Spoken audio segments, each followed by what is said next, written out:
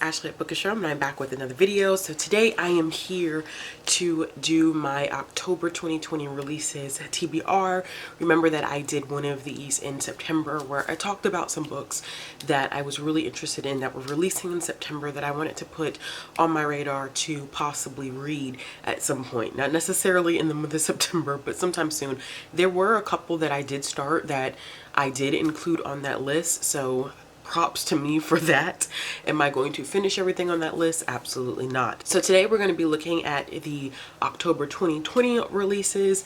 This is actually going to be a heavy comic and middle grade release type of situation because of the fact that I found that there were not as many October releases that I was interested in as compared to September.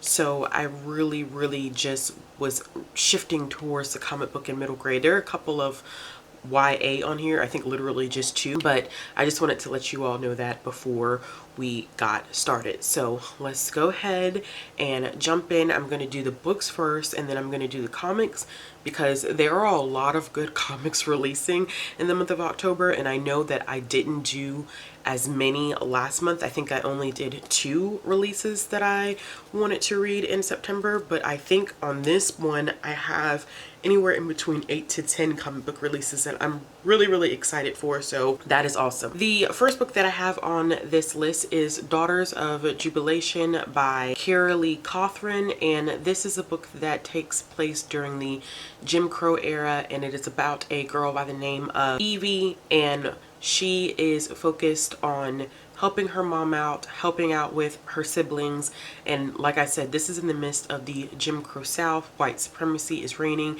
and come to find out, she has some magical abilities that have been passed on from generation to generation since the time of slavery, and I think that there's some dark forces that come with the release of her magical powers. I'm really interested in this one. I actually have an arc of this one that I'm going to be reading for a tour, so this is one that I definitely will be picking up in October, and I can't remember whether I said the release date or not, but this releases October 13th. The next one that I have here also releases on October 13th, and this is Come On In, and this is actually a collection of short stories by a whole list of authors that talk about immigration experiences. There are people on this like Maureen Gu, Zarata Cordova, Alea Don Johnson. It's a nice hefty list, and this includes everything from our characters' experience in TSA checks all the way down to being enrolled in ESL classes. I think this is a timely compilation of short stories, especially how it pertains to immigration and the United States, and this is one that literally just came on my radar. I had no idea that this was coming out until I was searching for some other stuff, and it popped up on the side in Goodreads about other books that individuals have enjoyed, or whatever that thing is called. So I literally just found out about this one, and I'm super intrigued and super interested in it, and I think it's going to be phenomenal and very timely. The next one that I have releases on October 6th, and this is a middle grade novel by Ellen Hopkins, and it's called Closer to Nowhere. It's about 2 characters by the name of Hannah and Cal, and Hannah is living this fabulous life. She is doing very well in gymnastics. She is popular at school. It seems like her life is very well balanced, but then her cousin Cal comes to move in, and then things get kind of disrupted, and Cal is a little bit on the manipulative side. He tells a lot of half-truths, and her parents seem to be having issues because of Cal's presence, and he moves in, and this deals with the fact that Cal's mother has recently passed away, and he's had a hard time dealing with that. So this is told in alternating perspectives in verse. If you didn't know, Ellen Hopkins is the same author that wrote books like Crank and Identical, and she is very well known for dealing with very difficult topics.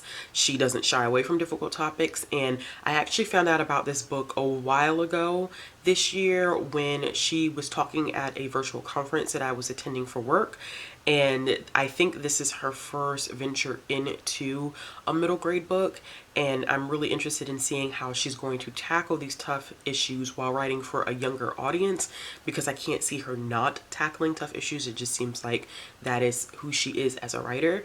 But I think it's going to be good. She always writes in verse. I like when she does write in verse. I have enjoyed a lot of the stuff that she's written before.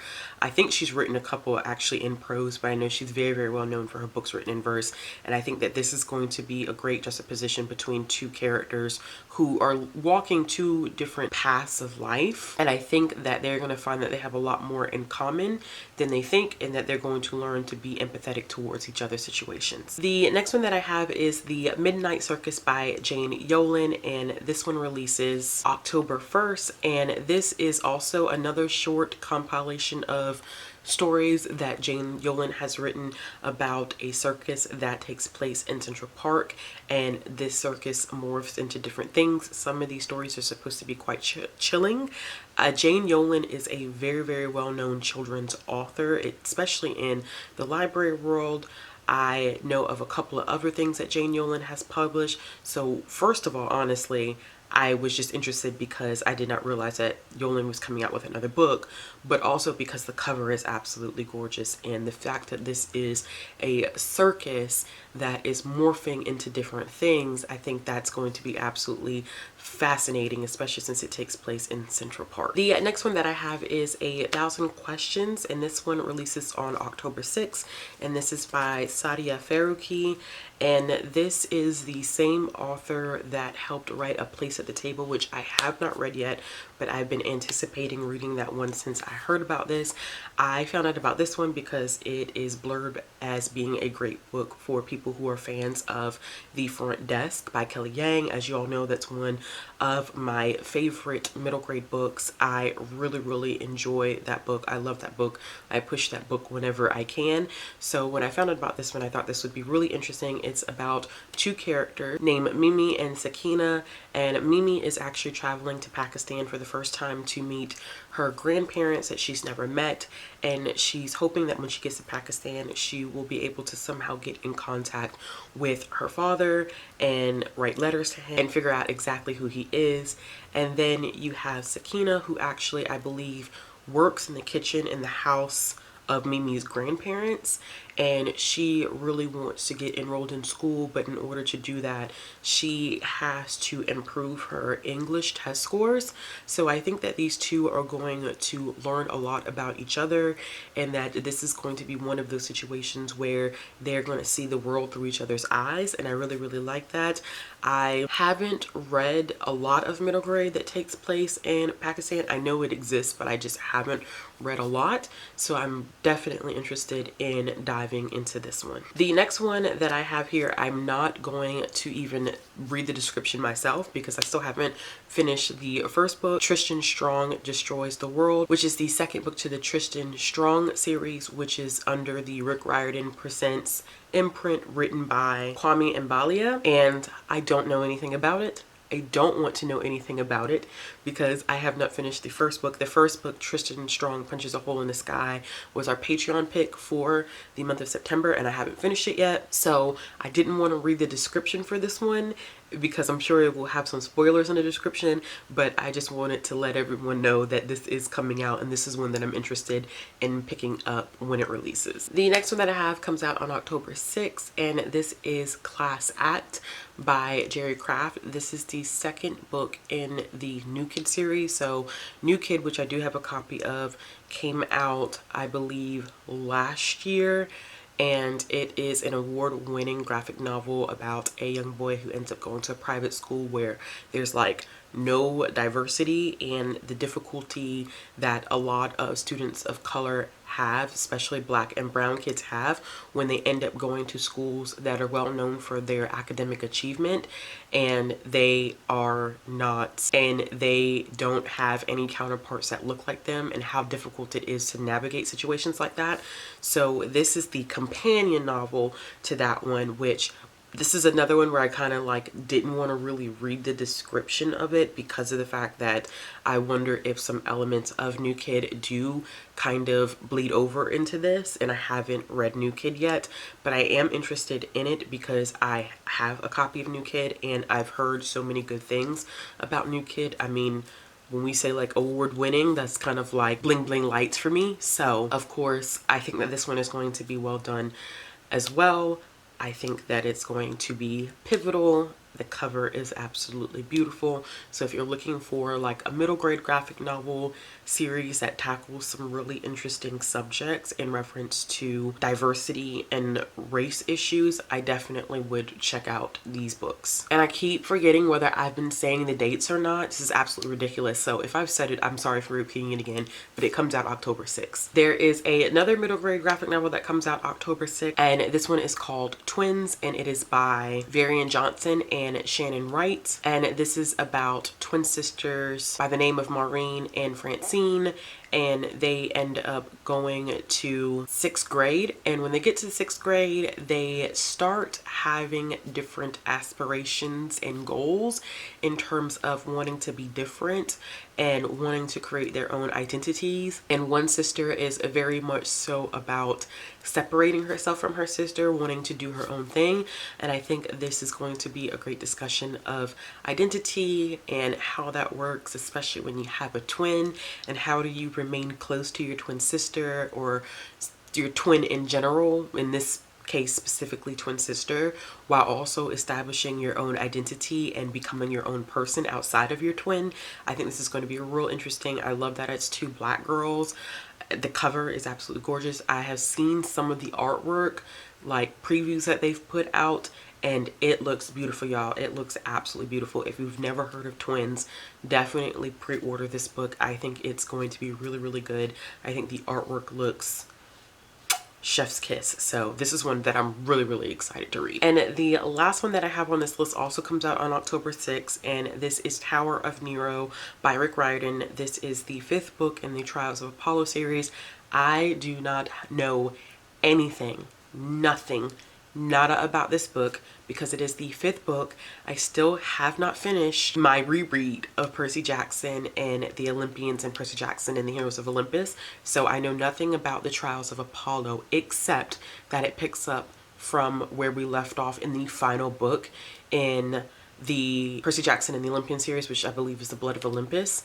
And I can't even tell you what happens in the first book for the Trials of Apollo, like the summary. Like, I know the summary of the first book because I read the first 2 series, but if I tell you the summary of that one, I'll be spoiling Percy Jackson and the Heroes of Olympus, and then if I tell you anything about Heroes of Olympus, I'll be spoiling Percy Jackson and the Olympians. So these interconnected series are kind of tricky to include sometimes because you can't really say anything. And for this one, I definitely did not look at any descriptions or anything because if I did, I would be ruined. But this is the last book in the series, and now I'm curious as to see what Rick Riordan is going to write next, because he has done his Magnus Chase trilogy and he's done this series. Those were the 2 that he was working on at the same time. So now I'm kind of like, well, where do we go next? What's next? You got to put something else out. I know he has his imprint line, but I want something else from him specifically. So we'll see what happens next year. So we're going to move on now to the comic books. I'm trying to go through these as quickly as possible because I don't want this to be super, super long. But there were a couple of titles that I saw that I really was like, oh, this sounds like it's going to be really good. A couple of these are series that I have already read before or I've started, and some of them have conclusions coming up, which means that I need to catch up. But some of these are first issues, and they're new series, so I'm really interested in beginning them. So the first one that we have on this list is Commanders in Crisis issue number 1, and this comes out on October 14th, and this is a new series that's being started by Image Comics. This is a superhero series, which I always find very, very interesting because when we think superheroes, we always think DC and Marvel. So when other big publishing industries in terms of comics come out with superhero comics, I'm always intrigued about their takes, and I always like to read them because I wonder if any of their superheroes mimic any heroes and villains that we see in DC and Marvel. So this is about a new twist on this multiverse where there are 5 superheroes who I believe have survived from different universes, and they come together to protect our world. But there's supposed to be this twist on how these superheroes actually function, and I'm not sure what that twist is going to look like, but I'm really excited in checking this out, and I think that these are going to be some interesting superheroes. Just kind of looking at the cover, I think they're going to be really, really interesting. The next one that I have is Archie and Katie Keen. This is a trade paperback, and this one comes out October 21st. I don't know if anybody knows, but I'm a huge fan of the Archie comics. Not so much the show Riverdale, but I do like the original comics and the ones that are being put out now. There's so many different variations that are being put out, but I really do enjoy reading them. And this one is about kind of mini series between Archie and Katie, and when she comes to Riverdale, and why she kind of serves as Archie's competition. I think this is a reprint of 4 different issues that have come out related to Archie and Katie. I haven't read them before, but I'm interested in checking them out, and I don't know if this is necessarily a reimagining or not, but I know that it is based on 4 issues that have already been printed before. So if you are interested in like just the Archie universe and getting to know characters, I think this would be a fun one to check out. The next one that I have is Giant Days Volume 14. This is the trade paperback that comes out October 21st, and this is done by Boom Studios. And if you haven't heard of Giant Days, where have you been? Giant Days is a great slice of life comic book series. It doesn't have like super lot of plot, which is why I consider it to be more slice of life. And it's about 3 main characters who end up going to this university, and you watch them throughout their 3 years, because I believe it takes place in England. So I think it's 3 years. If y'all know better than me, if I'm wrong, correct me. But I think it's over the course of 3 years at the time at university, and you learn a lot about their experiences and their challenges and how they grow and change. And this is the conclusion to the series. All 3 of the characters are graduating. I believe I only made it up to volume 7 or 8 of this series. I may not even have made it that far, but I did enjoy what I've read so far of Giant Days, and a lot of them are available on Hoopla. So if you've never tried the series before, check out your Hoopla through your library and see if they have it available, because I feel like most libraries do have it available, and it's really, really fun. Boom Studios is probably one of my favorite comic book publishers. They do a lot of fun, easygoing type of things, lighthearted. So I like going to them when I need something a little bit on the lighter side, and this is one of those series that is really, really great. So sad to see it coming to an end, but all good things must come to an end, and they've had a 14-volume run, which is very, very good for a series outside of like DC and Marvel. The next one that I have is not necessarily a new series. This is actually just a compendium that's coming out that I'm super excited about, because I did not know that this compendium was coming out. And this is the Fables Compendium Volume 1, and this comes out October 20th. It is hecka expensive, but it includes, I believe, the first big 6 story arcs of Fables by Bill Willingham, and this is done by Vertigo, which is an imprint of DC. And I love Fables. Y'all know how much I love Fables, how much I talk about Fables. It is a fairy tale reimagining of these fairy tale fable characters that end up in New York trying to run from the adversary. And I still have yet to finish the series, but I am collecting the single trade paperbacks. But this one is very, very tempting.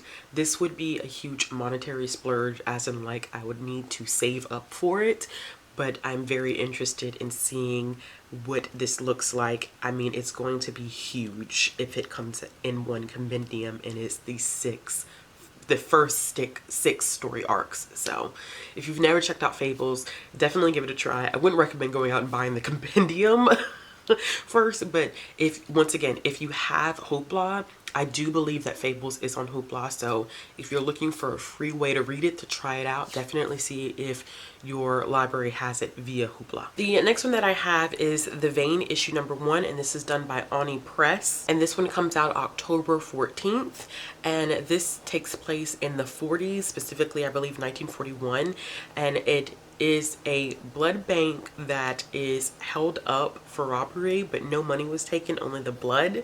So of course this deals with vampires, and there's an agent involved that has to figure out what's going on. I think it was just the fact that it was a blood bank that was being held up and vampires were stealing blood that really intrigued me, and is taking place in the 40s. I think that's going to be interesting. So this is the first issue, I believe, in a new series.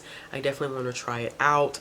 I don't read as much from Ani Press. I'm not a huge fan of stuff that they put out. They do put out some good stuff, but I don't flock to their stuff. But this one definitely sounded really, really intriguing. The next one that I have on this list is Necroformus issue number 1, and this is done by Behemoth Comics, who honestly I did not know existed, which is bad on my part, but I did not know that this was a comic book publisher. I think it's smaller, it might be indie, but this sounded really, really interesting. It's about a teenager by the name of Douglas who can take the memories in the form of deceased persons when he's touched their bodies. But then it ends up being a twist because he can't experience any emotions, I believe, unless he touches someone else, and he gets stuck in his body at 16 and he never grows up.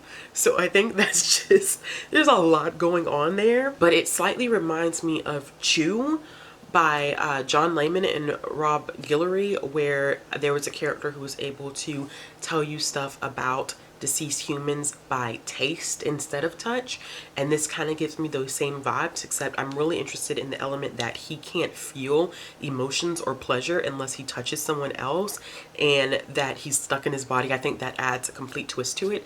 But like I said, I've never heard of Behemoth Comics.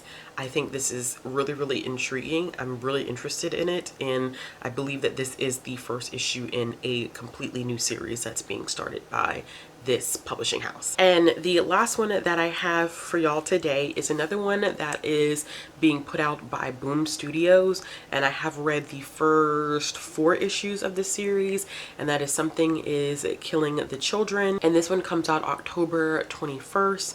Something that is Killing the Children is very horror slash sci-fi-ish type of situation where there is this monster or creatures or something that is stealing children away, and they are killing the children, and no one can figure out what it is. I think for the most part this town thinks that it's like a serial killer and that these kids are going missing, but there was one instance where a kid actually saw the creature kill his friends and he survived, and of course I think he has survivor's guilt, and there's a lot of issues that he has with the town because he survived.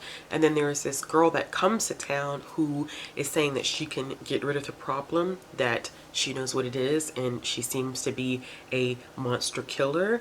So it was really, really good. I did enjoy the issues that I have read. The issue that's coming out is issue number 11. So clearly I need to catch up because this series is moving along, and if the first trade paperback isn't already out, it is coming soon, and if I don't catch up, I'm going to be screwed over and get super behind and miss the second trade. Actually, y'all, I lied. I can't believe I almost forgot this one. I'm so pissed at myself. I can't believe I almost forgot this one. So Bitterroot Volume 2 comes out on October 27th.